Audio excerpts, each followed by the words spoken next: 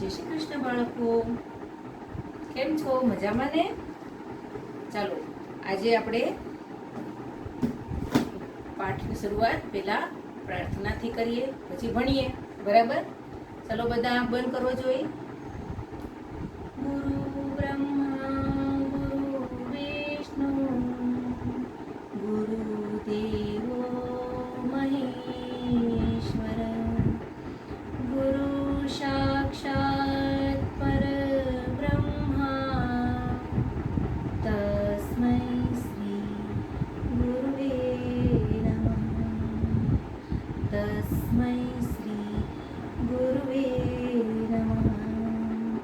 તસ્મૈ શ્રી ગુરુવે નમઃ. જય શ્રી કૃષ્ણ. કેમ છો? ગયા વખતે આપણે જે પાઠ ચલાવ્યો એમાં સમજણ પડી હતી ને? શું ચલાવ્યું હતું ગયા વખતે? આપણે પાઠમાં શું હતું? રોજ નિશાળે જઈએ તો એના વિશે આપણે તમને થોડીક માહિતી આપેલી હતી. શું આપેલી હતી? કે કેવી રીતે બધા આવો છો. સાચી વાત ને? કોઈ ચાલીને, દોડીને, બસમાં, રિક્ષામાં, પોતપોતાની જે સગવડ હતી એ રીતે આવે છે. પછી આપણે શીખ્યા હતા કે પુલ કેવી રીતે બને છે, એમાં શું શું જોઈએ છે. યાદ છે ને બધું? ચાલો તો આજે હવે બીજા થોડાક મેં સવાલ આપેલા છે, એ સવાલ પ્રમાણે આપણે આગળ થોડું નવું શીખીશું. બરાબર? તો જો પુલ ન હોત તો કેવી મુશ્કેલી પડે. ગયા વખતે આપણે જોયું કે પુલ ઉપરથી પસાર થઈએ છીએ, તો પુલ ન હોય તો કેવી મુશ્કેલી પડે. આપણે એના વિશે સમજવાનું છે. શું તમે હોડીમાં બેઠા છો? ક્યારે બેઠા છો હોડીમાં? પછી બીજો સવાલ છે, આપણા આ બધા પાઠને આધારે આપેલા સવાલો લખ્યા છે અહીંયા, એ જે તમારે આજે લખવાના છે. રણ પ્રદેશમાં રહેતા બાળકો શેમાં બેસીને શાળાએ જતા હશે? તમે સાયકલ ચલાવી શકો છો? તમને બધાને આવડે છે સાયકલ ચલાવતા? તમારી શાળામાં આવવા માટે કયા વાહનની સુવિધા છે? કયા વાહનની સુવિધા છે? બસ છે, સ્કૂલની બસ છે. જંગલમાંથી વાહન પસાર થઈ શકે છે કે નથી થઈ શકતું? કેવું જંગલ છે? જંગલમાંથી પસાર થતા આપણે શી કાળજી રાખવી જોઈએ? આપણે આ બધા વિશે આજે થોડું શીખવાનું છે. બરાબર? તો ચાલો તમારી નોટ પેન લ્યો અને એમાં બધું જ પેલા સવાલ લખી નાખો. ચાલો. બરાબર? તમે આ બધા સવાલના જવાબ શીખવાના. એટલા માટે પહેલા તમે આ જે સવાલ મેં જે લખ્યા છે એ લખી નાખો. આપણે અહીંયા સમજીએ પહેલા. બરાબર? તો આપણને સવાલ આપ્યો, જો પુલ ન હોય તો કેવી મુશ્કેલી પડે? બરાબર? પુલ ન હોય તો કેવી મુશ્કેલી પડે? શું શું કરવું પડે આપણે? પુલ ન હોય તો આપણે નીચે, આપણે જોઈએ છે સુરતમાં આપણે રહીએ છીએ, બરાબર? કેટલી બધી ટ્રાફિક થઈ જાય છે. એટલા પુલ બનેલા છે છતાં પણ કેટલી બધી ટ્રાફિક હોય છે. સાચી વાત કે નહીં? તો આટલી બધી ટ્રાફિક ને લીધે આપણને કેટલી બધી અકળામણ પડે છે ને? કેટલું બધું આમ પ્રદૂષણ થઈ જાય છે, વાહનોના ઘોંઘાટનું. આપણે ચારે બાજુ ગરમી થઈ જાય છે, અવાજનું પ્રદૂષણ થઈ જાય છે. બરાબર? તો પુલ ન હોય એટલે આપણે હેરાન પરેશાન થઈ જઈએ. અત્યારે તો આપણે ઘણા બધા સુરતમાં પુલ બનેલા છે, પણ આપણો સવાલ છે કે જો પુલ ન હોય તો કેવી મુશ્કેલી પડે. આપણે એક વિચાર કરીએ કે પુલ ન હોય તો આટલા બધા પુલના ઉપર જે વાહન ચાલી રહ્યા છે, શું થશે? બધા જ નીચે ચાલશે એક સાથે, અને બધા એને જવામાં આવવામાં બધી તકલીફ પડશે, મોડું થતું હશે. ઘણાને કોઈ આગળ વાહન ખસે નહીં એટલે પાછળનું વાહન પણ ખસે નહીં તો મોડું થઈ જાય. બરાબર? તો ઘણી બધી તકલીફો પડી શકે છે. તો પુલ આપણા માટે એક સારી સુવિધા છે. સાચી વાત કે નહીં? જેથી આપણા કામ સરળ બની જાય છે. આપણે અમુક રસ્તે નથી, વચ્ચે ચાલવું જ નથી, તો ઉપરથી પુલ ઉપરથી જઈને સીધા જ્યાં જવું છે ત્યાં એ રસ્તેથી આપણે ઝડપથી પહોંચી શકીએ છીએ. બરાબર? અને ભીડનો સામનો કરવો પડતો નથી. બરાબર? હવે આ એક સવાલ થયો. બીજો છે, શું તમે હોડીમાં બેઠા છો? આપણા પાઠમાં આપેલું છે કે અમુક ગામ એવા હોય છે કે જ્યાં નદી હોય, એની પેલે પણ હોય. આપણે ગયા વખતે બનાવેલું હતું. બરાબર? યાદ છે કે નહીં? તો આપણા પાઠમાં આપ્યું છે કે અહીંયા આપ્યું છે બેટ દ્વારકા. બેટ દ્વારકા એવું ગામ છે કે ત્યાં હોડીનો ઉપયોગ કરીને લોકો એક જગ્યાએથી બીજી જગ્યાએ જાય છે. ત્યાં એવું ગામ છે, વસવાટ છે, બરાબર. તો ત્યાં લોકો હોડીનો ઉપયોગ કરે છે. તેમાં બેસીને લોકો સ્કૂલે પણ જતા હોય છે, કંઈ પણ વસ્તુ લેવા જવું, મૂકવા જવું તો પણ હોડીનો ઉપયોગ કરતા હોય છે, બરાબર. તો જે ગામમાં કોઈ બીજી સુવિધા જ નથી, તો એ લોકો નદી છે તો એમાં હોડીમાં બેસી અને એક જગ્યાએથી બીજી જગ્યાએ જાય છે. એક જગ્યાએથી બીજી જગ્યાએ જવા માટે તે હોડીનો ઉપયોગ કરે છે. હોડી સિવાય બીજા કયા વાહનનો ઉપયોગ કરતા હશે પાણી ઉપરથી પસાર થવા માટે? હોડી સિવાય કહો તો તમે, યાદ છે તમને? તરાપો હોય છે, પછી ઘણા લોકો બોટ હોય છે, તો એનો ઉપયોગ કરતા હોય છે. આપણે જઈએ છીએ ને. તો એવી રીતે લોકો એક જગ્યાએથી બીજી જગ્યાએ જવા માટે, નદી ઉપરથી પસાર થઈને જવા માટે હોડીનો ઉપયોગ કરતા હોય છે, બરાબર. હવે આપણે આ વસ્તુ હોય છે કે શું તમે હોડીમાં બેઠા છો? આપણને એમ કહ્યું, તમે ક્યારે બેઠા છો હોડીમાં? આપણે તો સુરતમાં ઘણી જગ્યાએ એવા ગાર્ડન છે, એમાં વચ્ચે તળાવ બનાવેલું છે. આપણે ગોપી તળાવ બનાવેલું છે સુરતમાં, છે ને ગોપી તળાવ. તો એમાં પણ નાની નાની બોટ છે, જોઈ છે તમે? તમે બેઠા છો એમાં? તો એ નાની બોટ છે, હોડી પણ છે. આપણે તાપી નદી છે એમાં પણ હોડી જોવા મળે છે. તમે જોઈ છે તાપી નદીમાં હોડી? બેઠા છો ક્યારે? ઘણી વખત આપણે કબીરવડ જતા હોઈએ છીએ તો હોડીમાં બેસી અને એ નર્મદા નદી ઉપર છે, નર્મદા નદી પસાર કરી અને કબીરવડ પહોંચવું પડતું હોય છે, બરાબર. તો ઘણી વખત એમાં પણ હોડીમાં બેસીને લોકો જતા હોય છે. તમે ક્યાંય બેઠેલા છો? જો બેઠેલા હોય તો મને લખીને બતાવજો, મને કહેજો, ઓકે. અને ના બેઠા હોય તો મમ્મી પપ્પા સાથે જજો ક્યારેક અને બેસજો, પછી જણાવજો કે શું અનુભવ થાય છે તમને. હોડીમાં બેસો, નદીમાં પસાર થતી હોય હોડી, અને કેવી મજા આવે છે, બરાબર. કે કોઈ પ્રવાસમાં ગયા હોય, ક્યાંય ફરવા ગયા હોય તો પણ તમે ઘણી વખત આપણે હોડીમાં બેસતા હોઈએ છીએ, બરાબર. તમે ક્યારે બેઠા છો તો તમે એની નોંધ કરીને મને કહેજો, બરાબર. બેઠા હોય તો જરૂર જણાવજો મને, ઓકે. હવે રણ પ્રદેશમાં રહેતા બાળકો શેમાં બેસીને જતા હશે? મેં ગયા વખતે તમને સમજાવેલું ને કે રણ પ્રદેશ છે એમાં આપણને એમ કીધું કે શેમાં બેસીને શાળાએ જતા હશે બાળકો રણ પ્રદેશમાં. તો ગયા વખતે મેં તમને પાઠમાં સમજાવેલું, બેઝિક ઉદાહરણમાં પણ કીધેલું કે રણ પ્રદેશમાં કયું વાહન હોય છે, કયું પ્રાણી કયું હોય છે?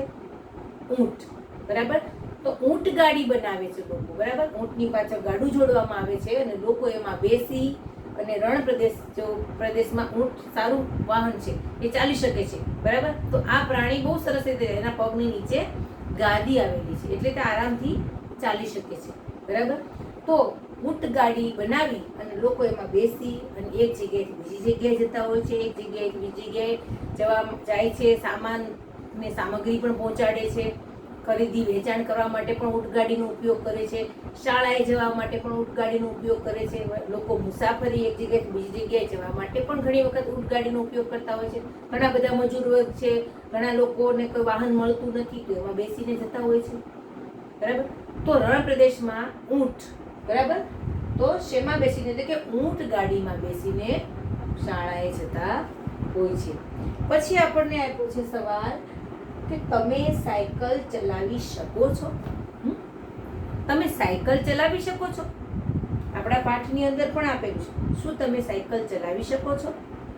કેટલા લોકો ચલાવી શકે છે? બોલો તો મને, કહો તો તમે. કેટલા લોકો સાયકલ ચલાવી શકે છે? જણાવશો મને? તમને બધાને આવડે છે? થોડીક આવડે છે? ઓહો, કાંઈ નહીં, આવડી જશે, બરાબર. બધું જ શીખાય પણ ધ્યાન રાખીને કરવાનું. હજી આપણે નાના છીએ, બરાબર. પણ તમને સાયકલ તો અત્યારે બધા છોકરા ચલાવતા જ હોય છે, તો તમને પણ ઘણા બધા બાળકોને આવડતી હશે ને ઘણાને નથી આવડતી તો શીખી જવાની. એક બે વખત પડી જવાય પણ તોય ન પડીએ એનું આપણે ખાસ ધ્યાન રાખવાનું, બરાબર ને? ચાલો, તો તમે સાયકલ ચલાવી શકો છો? મેં એવો સવાલ કર્યો, તમે કીધું કે હા મને આવડે છે, બરાબર.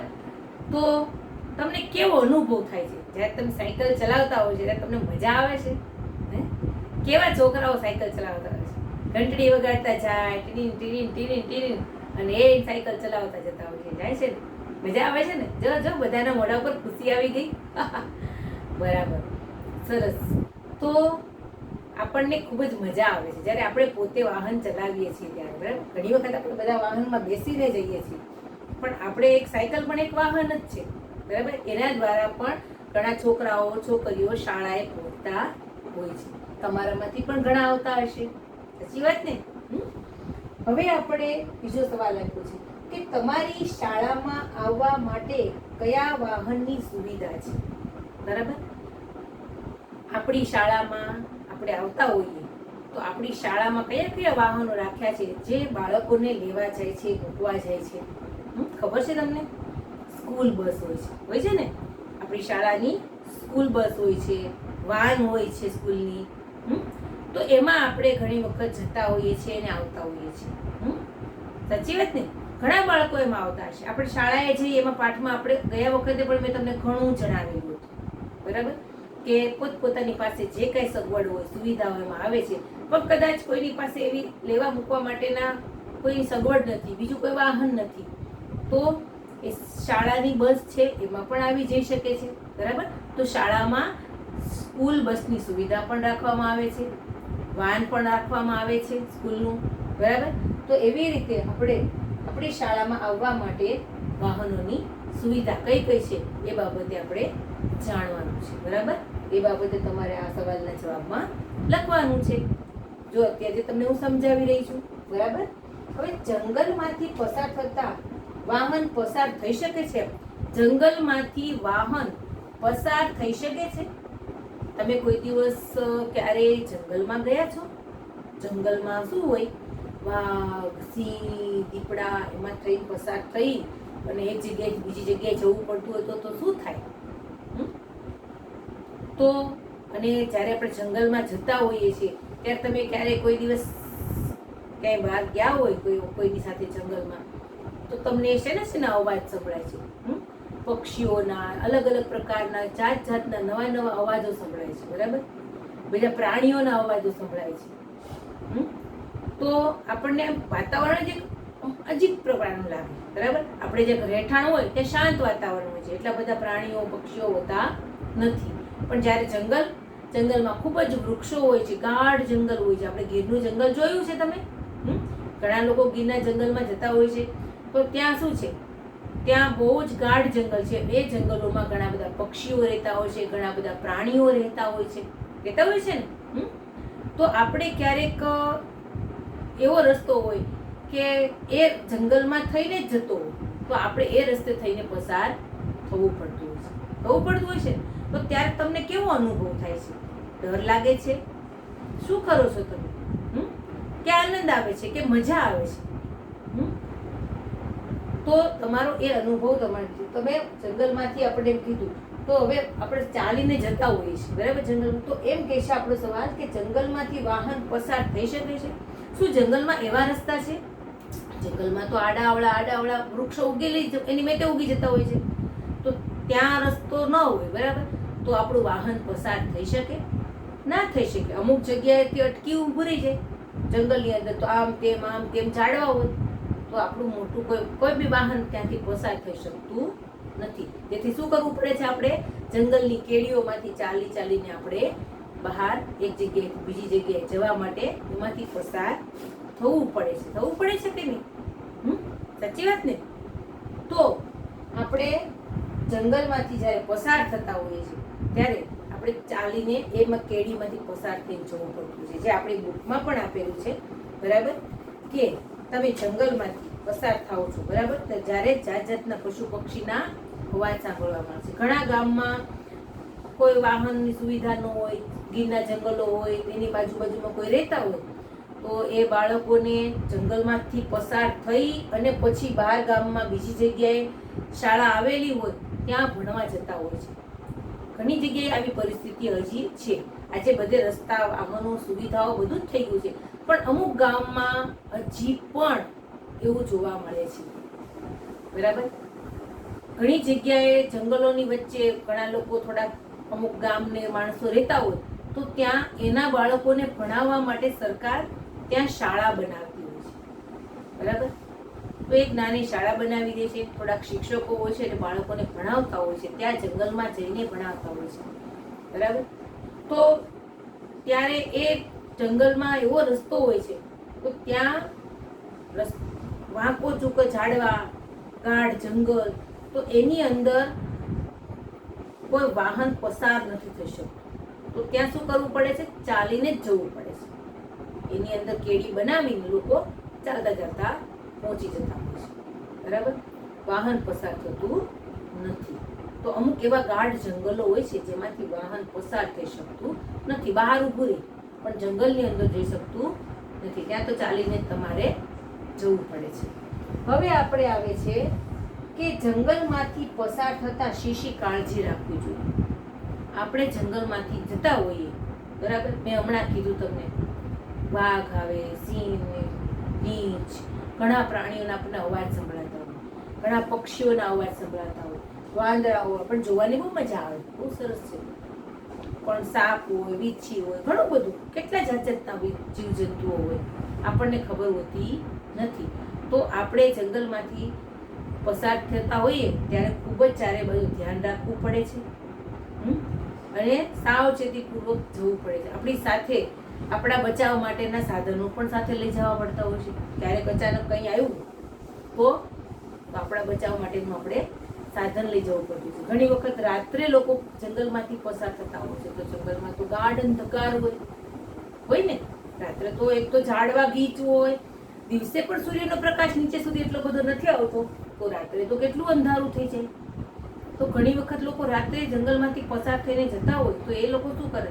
એ લોકો હાથમાં એક મશાલ લઈને જતા હોય છે, આગ લગાડેલી, પ્રગટાવેલી મશાલ લઈને જતા હોય છે. તો એવી રીતે જંગલમાં જાય અને એને અંજવાળું થતું જાય અને એમ કરતા કરતા કરતા એ જંગલમાંથી પસાર થઈ જાય. તો આવી રીતે જંગલમાં લોકો આજુબાજુમાં રહેતા હોય છે જેને બીજી સુવિધા નથી, એ ઘણી મુશ્કેલીઓ ભોગવતા હોય છે. બરાબર? અને એ જંગલમાંથી પસાર થવા માટે આપણે ઘણી બધી કાળજી રાખવી પડે છે. આપણે આપણી સાથે ક્યારેક કદાચ ક્યાંય વાગ્યું પડ્યું તો આપણી સાથે એવા ફર્સ્ટ એડના સાધનો પણ લઈ જવા પડતા હોય છે. બરાબર?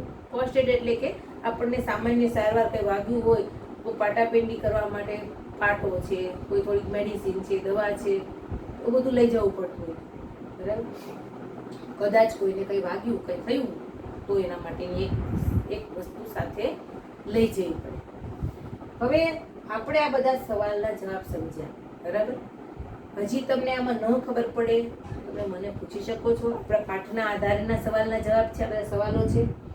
બરાબર? તમે અત્યારે જ ત્યાં બધા સવાલ લખી નાખો, બધા જ બાળકો લખી, અને આમાંથી મેં જે સમજાવ્યું તમને, જો ન ખબર પડે તો આ વિડીયો ફરીથી મેં તમને જે સમજાવ્યું, સવાલ પૂછતી ગઈ છું, તમને સમજાવતી ગઈ છું, તો એ વિશે તમે પાછું માર્ગદર્શન મેળવતા રહેજો. બુકમાં પણ આપણને આપેલું છે તો બુકમાં પણ એમાં માહિતી આપેલી છે, તો એમાં જોઈને પણ માર્ગદર્શન મેળવતા રહેજો. બરાબર?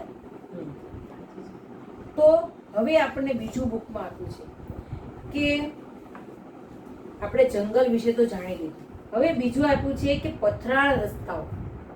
બરાબર? પથરાળ રસ્તાઓ. ઘણી વખત આપણે રસ્તો જતા હોઈએ તો આમ ડુંગરા હોય, ટેકરા હોય, બરાબર? તો ઘણી વખત ત્યાં શું હોય? સરસ સીધો રસ્તો ન હોય,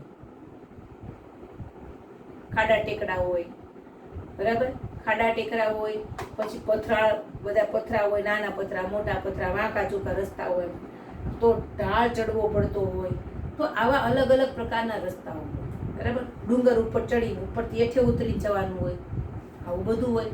તો આવા અલગ અલગ રસ્તાઓમાંથી લોકો પસાર થઈને એક જગ્યાએથી બીજી જગ્યાએ જતા હોય છે. બાળકો પણ આવા રસ્તાઓ પરથી પસાર થઈને, પથરાળ રસ્તાઓ પરથી ચાલતા ચાલતા માંડ ખૂબ જ મુશ્કેલીએ એ રસ્તો પસાર કરીને શાળાએ પહોંચતા હોય છે. અમુક જગ્યાએ હજી આજની તારીખમાં પણ અમુક જગ્યાએ હજી સુવિધાઓ થઈ જ નથી. બરાબર? અમુક જગ્યાએ તો તમે જોતા હશો કે લાઇટની પણ સુવિધા નથી, ફોનની પણ સુવિધા, જ્યાં નેટવર્ક જ નથી પકડાતું. આજે આપણે ઓનલાઈન ભણી રહ્યા છીએ તો ઘણી જગ્યાએ એવું પણ થતું હોય છે. તો આવી અમુક ગામમાં અમુક લોકોને નથી હોતી સુવિધા. તો આવી રીતે તમે પાઠમાં જુઓ છો કે પાઠમાં આપણને બતાવ્યું છે, જો કે અહીંયા જંગલ બતાવ્યું છે, આપણે એના વિશે શીખ્યા ગાઢ જંગલ છે, બરાબર. શું આપ્યું છે કે ગીરના જંગલો કેટલા બધા ગાઢ હોય છે. જ્યારે અહીંયા બતાવેલું છે આપણું નીચેનું જે ચિત્ર છે એમાં બતાવેલું છે કે પથરાળ જમીન છે, બરાબર. તો એના ઉપરથી લોકો ચાલીને એક જગ્યાએથી બીજી જગ્યાએ જતા હોય છે. શાળાએ પણ એના ઉપરથી ચાલીને બાળકો જતા હોય છે. તો હવે આજે આપણે આટલું જોયું, શીખ્યા. તો આટલી વસ્તુ તમારે ખાસ યાદ રાખવાની છે. ફરી વખત તમને કહી દઉં છું. ચાલો,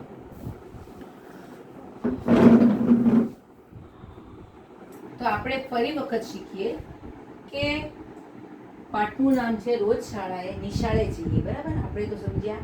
ફરીવાર આ બધા સવાલ જવાબ સમજી જઈએ. હજી એક પર કે જો પુલ ન હોય તો કેવી મુશ્કેલી પડે. મેં જે તમને અત્યારે સમજાવ્યું કે પુલ ન હોય તો આપણે બધા આટલા બધા સુરતના પુલ છે એ ન હોય તો આપણે શું કરવું પડે કે આપણે બધાએ નીચેથી જ ચાલવું પડે અને કેટલી બધી ટ્રાફિક થઈ જાય. જતી વખતે શાળાએ જવું હોય ને આપણી ટ્રાફિકમાં આપણું વાહન અટકી ગયું તો શાળાએ જવાનું મોડું થઈ જાય. કોઈને નોકરીએ જવું હોય, કોઈને ક્યાંય પણ જવું હોય, કોઈ બીમાર વ્યક્તિ હોય તો એની જે આપણે 108ની બસ જતી હોય છે, બરાબર, ગાડી, તો એને પણ ઊભું રહેવું પડતું હોય છે. આટલી બધી ટ્રાફિકમાં ખસેડીને કેટલા ખસેડે. તો ઘણી વખત તો પુલ ન હોય તો આપણને પણ ઘણી બધી મુશ્કેલી થાય. આપણે શાળાએ મોડા પહોંચતા હોઈએ છીએ. તો શું તમે હોડીમાં બેઠા છો? આપણો બીજો સવાલ છે. હોડીમાં બેઠા છો? મેં તમને હમણાં બતાવ્યું કે ઘણી જગ્યાએ આપણે સુરતમાં છે, ગોપી તળાવમાં છે, બીજી ઘણી જગ્યાએ તળાવ બાંધેલા છે, તાપી નદી છે, ત્યાં તમે બધે હોડી તમને જોવા મળે છે, બરાબર. તો તમે ક્યારે બેઠા છો? જો બેઠા હોય તો તમે જરૂરથી મને જણાવજો, બરાબર.